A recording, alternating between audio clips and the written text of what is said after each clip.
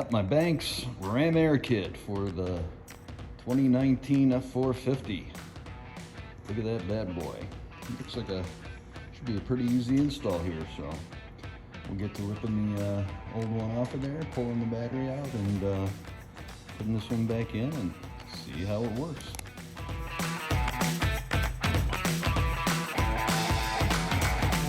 Once you find all the super secret hidden hidey clips that hold everything together, you end up with this nice big open space. So you got your air intake there. We're going to route the new piece over here. I'm just trying to figure out where that battery tray is going to bolt to. You better read the instructions. Once the new air box is installed, then we put the battery back in. Now it's time to drop in the filter and put in the tubes. And after struggling a little bit with trying to get that matched airflow sensor cable right, and that front screw everybody was complaining about, we got it together. Look at that. Now, we're gonna fire it up for the first time, see how she sounds. Or not. Lock the doors 2 times.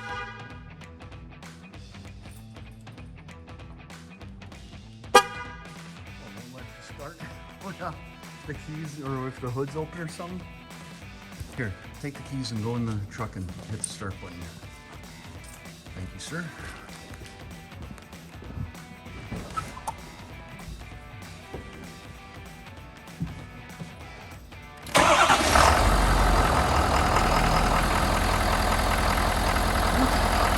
Doesn't sound any different now. Rev it a little bit.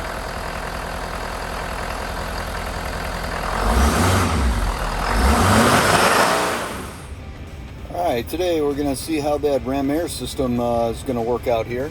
See if I get the improved gas mileage like I usually do when I put one of these things on one of my previous vehicles. So I got my 20-foot enclosed trailer on the back. I got a mild load in there, and I did a run with this thing yesterday before installing the Ram Air, and I was averaging about 10.3 miles to the gallon. So we're going to reset the fuel economy gauge here, and we're going to make the same exact trip and see if it makes any difference. Alright, I did my little 50-mile round trip today. Like I said before, I had the 20-foot enclosed cargo trailer on here. About the same load, took the same route as I took yesterday, and end result was that the trip odometer is telling me that I got about 10.4 miles to the gallon. So it doesn't look like there was any difference in the mileage with the trailer on. It'll be interesting to see what happens a little more long term and driving empty versus driving with the trailer on towing a little bit, and it'll be real interesting to see what happens with the big trailer on when I head back down to Florida next month. So in the meantime, did feel like it might have been a little bit more responsive, but I didn't get onto the highway or do any super high RPM or heavy accelerating with it. Just a mild drive in city type traffic, and didn't notice that much of a difference under those circumstances. But the real story is going to be told when we get it on the road and do some highway type mileage and stuff like that. So in the meantime, next thing I'd like to do to this thing would be to put one of those derringers on it, the programmers.